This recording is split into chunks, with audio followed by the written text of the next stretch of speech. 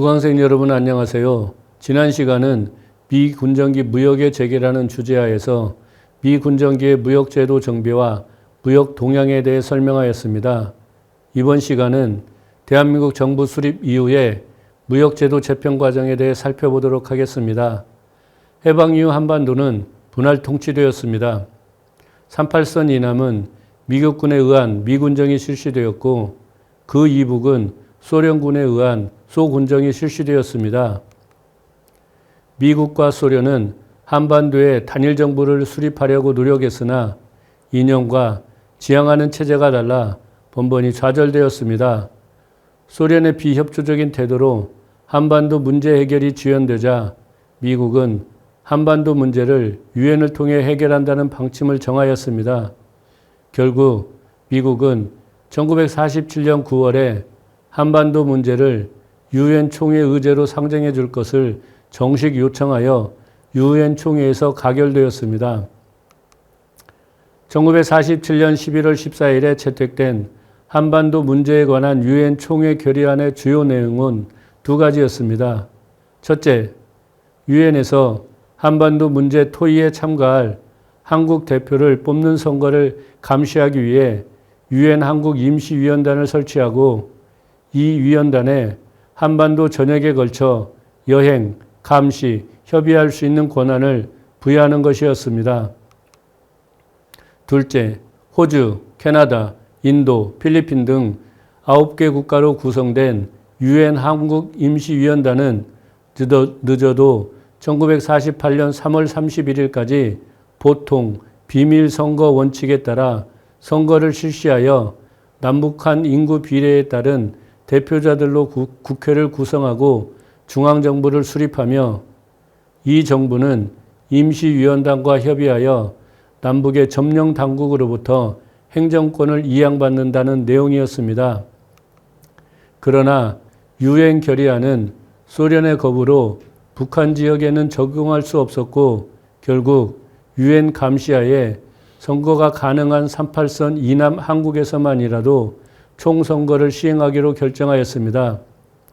1948년 5월 10일 치러진 총선거에서 국회의원이 선출되고 헌법이 제정되었으며 이에 근거하여 1948년 8월 15일에 대한민국 정부가 수립되었습니다. 그러나 한국 정부가 해결해야 할 과제는 산적해 있었습니다. 이번 강좌의 주제가 한국의 무역인 만큼 여기에서는 무역제도 재편 과정에 초점을 맞춰 설명하도록 하겠습니다.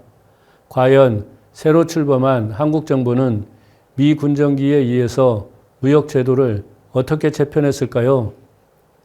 한국 정부의 대무역 방침은 제헌헌법에 규정되었습니다. 제헌헌법에는 신생 독립국가에서의 경제의 중요성을 반영하여 경제에 관한 규정을 독립된 장 제6장으로 편성했습니다. 경제장의 제84조는 대한민국의 경제체제의 성격을 제시하고 있었으며 대외무역에 관해서는 제87조 2항에서 대외무역은 국가의 통제하에 둔다라고 규정하였습니다. 이런 점에서 통제무역을 시행한 미군정기와 연속선상에 있었다고 할 수 있습니다. 그러면 왜 한국 정부는 국가 통제하에서 대외무역을 시행하려고 했을까요? 크게 두 가지 이유를 지적할 수 있습니다. 하나는 수출입 수지의 균형을 유지하려고 하였던 것입니다. 이에 대해서는 구체적인 통제 방식을 설명할 때 다시 얘기하도록 하겠습니다. 다른 하나는 이승만 정부의 중요한 경제정책 목표가 경제 부흥이었기 때문이었습니다. 지난 시간에도 잠깐 소개했듯이 미군정기의 생산은 계속 정체되었고 물가는 계속 올라 인플레이션이 만성화된 상태였습니다. 1946년 서울시 도매물가지수를 100으로 할 때 1947년은 182였고 1948년은 296으로 2년 동안 거의 3배에 가깝게 물가가 상승하였습니다. 특히 인플레이션은 국민들의 생활 수준을 크게 악화시키는 요인으로 시급히 해결해야 할 과제였습니다. 그러나 당시 한국 정부는 이 시기 인플레이션의 중요한 원인이 통화량 팽창에 따른 총 수요의 빠른 증가라는 점에 동의하기는 했지만 보다 근본적으로는 한국 경제가 과소 생산 경제였기 때문에 생산 정체를 해결하고 경제를 부흥시키는 것이 무엇보다도 중요하다고 생각했습니다. 그러나 국내 자원이 부족하고 기술과 자본 축적이 미약한 한국 경제에서 경제 부흥에 필요한 원료, 연료, 중간재, 기계 등을 국내에서 생산할 수 없어 해외 수입 수요가 매우 컸던 것이 현실이었습니다. 따라서 제한된 외환 자원이 낭비되지 않고 정부의 계획대로 사용할 필요가 있어 대외무역을 정부 통제하에서 추진하고자 하였던 것입니다. 그러면 한국 정부는 어떤 정책으로 대외무역을 통제하려고 했을까요? 한국 정부의 대외무역 통제 방식은 크게 세 가지였습니다. 여기에는 다음 시간에 설명할 외환 관련 제도는 포함하지 않았고 무역과 직접 관련되는 통제 방식만을 설명하도록 하겠습니다. 먼저 지적할 수 있는 것은 무역업에 종사하는 무역업자에 관한 규제입니다. 지난 시간에 설명했듯이 무역업자에 관한 최초의 법령은 1946년 10월에 제정된 외국 무역규칙 제1호였습니다. 이 규칙에 따르면 무역업에 종사하기 위해서는 상무부 무역국에 무역업 면허를 신청하여 인가를 받아야 했습니다. 자본과 외국 무역 상사와의 거래 경험 등 일정한 조건을 갖춘 개인이나 법인만 무역업에 종사하게 함으로써 혼란을 방지하고 무역을 진행시키고자 했던 정부의 생각이 반영된 것이라고 할 수 있습니다. 그러나 무역업 면허제는 1947년 8월에 제정된 상무부령 제1호 외국 무역 규칙에 의해 폐지되었습니다. 무역업에서 혼란이 야기될 수 있다는 반대에도 불구하고 바로 이어서 설명할 수출입 허가제와 중복된다는 이유가 설득력을 얻어 폐지되었던 것입니다. 그 이후 무역업에 관한 규정은 제정되지 않았기 때문에 이 상태가 그대로 유지되었습니다. 그런데 한국 정부가 수립된 이후 1950년 2월에 상공부는 무역업자 등록제에 관한 건을 발표하여 대외무역에 종사하기 위해서는 상공부에 등록 신청을 하여 승인을 받아야 한다고 고시하였습니다.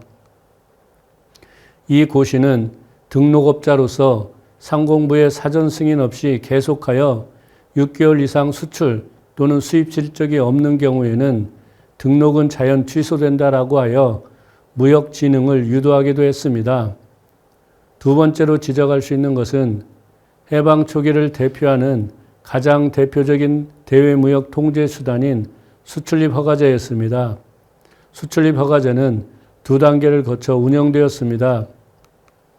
하나는 상공부, 무역국에서 해당 연도에 수입 가능한 수입 허가 품목과 수출 가능한 수출 허가 품목을 지정하여 발표하는 것이었습니다.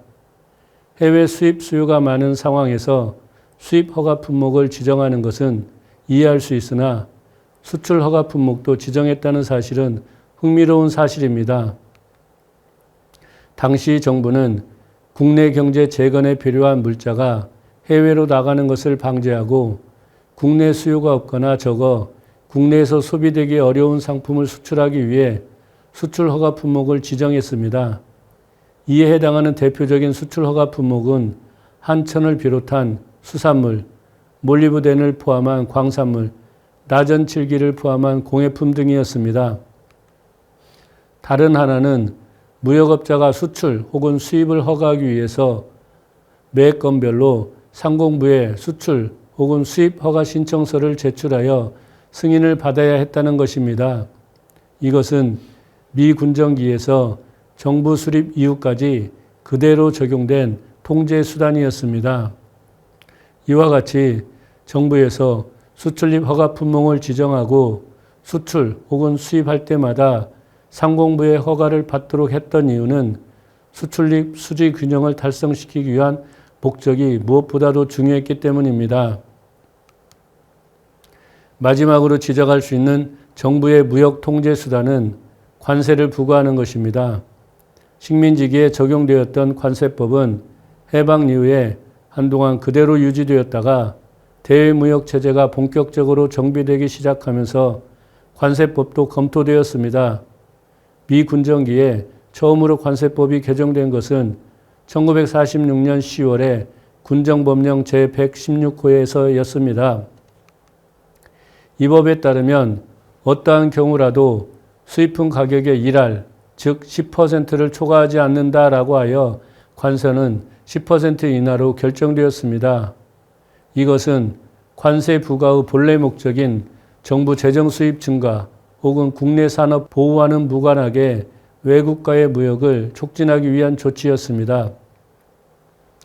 남조선 과도정부가 수립된 이후에 또 한 차례 관세율이 개정되었는데 이때에는 과세할 모든 수입품의 관세는 종가 1할이라고 정해 전반적인 관세 수입, 즉 정부 재정 수입 증가를 의도했다고 알려져 있습니다.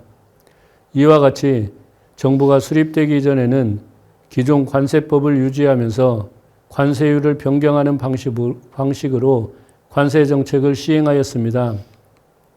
그러나 대한민국 정부가 수립되면서 관세 정책에서 커다란 변화가 이루어졌습니다. 여기서 흥미로운 사실은 제헌헌법에서 대외무역은 국가 통제하에 둔다고 규정했음에도 불구하고 대외무역의 기본법이 될 수 있는 무역법은 한동안 제정되지 않았다는 점입니다. 따라서 대외무역에 적용할 여러 규칙들은 대통령령, 부령, 고시 등으로 결정되었습니다. 그러나 관세법은 정부 수립 직후에 제정되었습니다.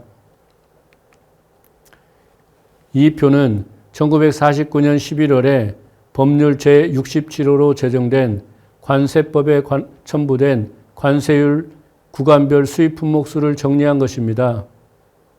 관세율표에 기재된 수입 품목 수는 총 1696개 품목이었고 평균 관세율은 25%였습니다.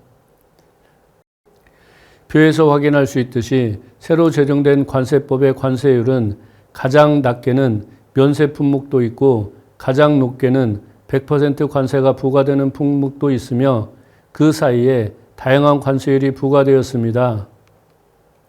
우선 이것은 단일 세율 10%를 부과했던 미 군정기의 관세율과는 달리 다양한 목적을 달성하기 위한 것이었습니다. 이와 같이 다양한 관세를 부과한 이유는 정부의 재정 수입을 증가시킴과 동시에 국내 산업을 보호하기 위한 것이었습니다. 가령 국내 산업을 육성하는 데 필요한 원료, 연료, 중간재 및 기계류에 해당하는 항목의 관세율은 낮았고 최종 소비재이면서 국내 산업과 경쟁 관계에 있는 품목의 경우에는 관세율을 상대적으로 높게 책정하였습니다.